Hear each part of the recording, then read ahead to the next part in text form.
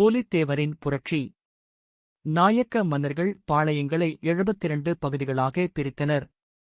அதில் கிழக்கு பாளையங்களாக சாத்தூர், நாகலாபுரம், எட்டயபுரம் மற்றும் பாஞ்சாலங்குறிச்சியும், மேற்கில் ஊத்துமலை, தலைவன்கோட்டை, நடுவக்குறிச்சி, சிங்கம்பட்டி மற்றும் சேத்தூர் ஆகியவை முக்கிய பாளையங்களாக இருந்தன. பூலித்தேவன் மேற்கு பாளையக்காரர்களில் முதன்மையானவராக திகழ்ந்தார். ஆங்கிலேயருக்கு எதிராக இருந்து பூலித்தேவரை அடக்க 1755 இல் மாபூஸ் கான் மற்றும் கர்னல் ஹெரான் தலைமையில் படை ஒன்றை அனுப்பி வைத்தனர். பீரங்கி இல்லாமல் என்னால் பூலித்தேவரிடம் சண்டை போட முடியாது என கர்னல் ஹெரான் பின்வாங்கினர். இதனால் கோபமடைந்து ஆங்கிலேயர் கர்னல் ஹெரானை பதவி நீக்கம் செய்தனர். பிரெஞ்சு ஆதரவாளரான நவாப் சந்தா சாஹிப், பிரிட்டிஷ் ஆதரவாளரான ஆற்காடு நவாப் முகமது அலிக்கு எதிராக செயல்பட்டு வந்தார். பூலித்தேவர் சந்தா சாஹிப்புடன் நெருக்கமான நட்புறவுடன் இருந்தார்.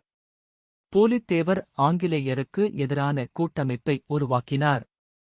இதில் சிவகிரி, எட்டயபுரம், பாஞ்சாலங்குறிச்சி இடம்பெறவில்லை.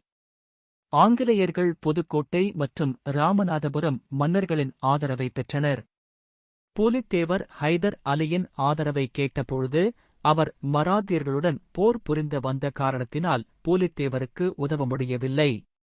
பூலித்தேவரை எதிர்க்க ஆற்காடு நவாப் கூடுதலான படைகளை மாபூஸ் கானுக்கு அனுப்பி வைத்தார்.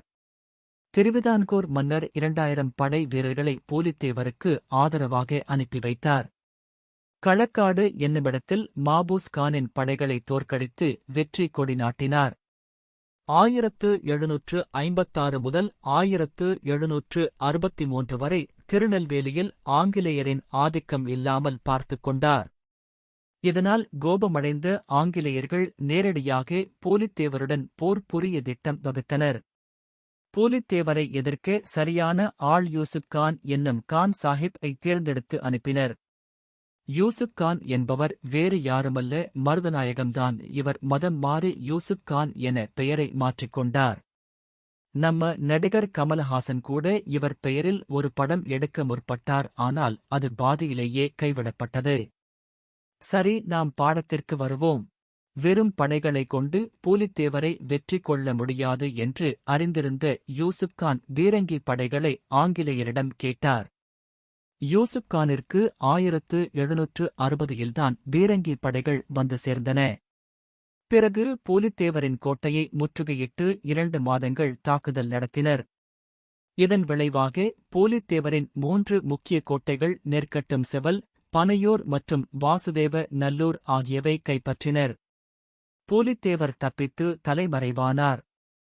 இதனால் பாளையக்காரர்களின் ஒற்றுமை சிதைந்தன. திருவிதாங்கூர், சேத்தூர், ஊத்துமலை ஆகிய பாளையங்கள் ஆங்கிலேயர்களுக்கு சாதகமாக மாறின. ஆங்கிலேயர்களுக்கு முறையான தகவல் தெரிவிக்காமல் மருதநாயகம் பாளையக்காரர்களுடன் பேச்சுவார்த்தை நடத்தியதால் தேச துரோக வழக்கில் குற்றம் சாட்டப்பட்டு 1764 இல் தூக்கிலிடப்பட்டார். கான் சாஹிப் தூக்கிலிடப்பட்டதைத் தொடர்ந்து நெற்கட்டும் செவலை மீண்டும் பூலித்தேவன் 1764 இல் கைப்பற்றினார்.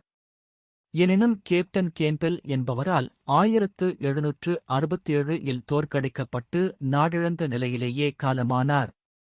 பூலித்தேவருக்கு பக்க பலமாயிருந்தவர் மாவீரன் ஒண்டிவீரன்.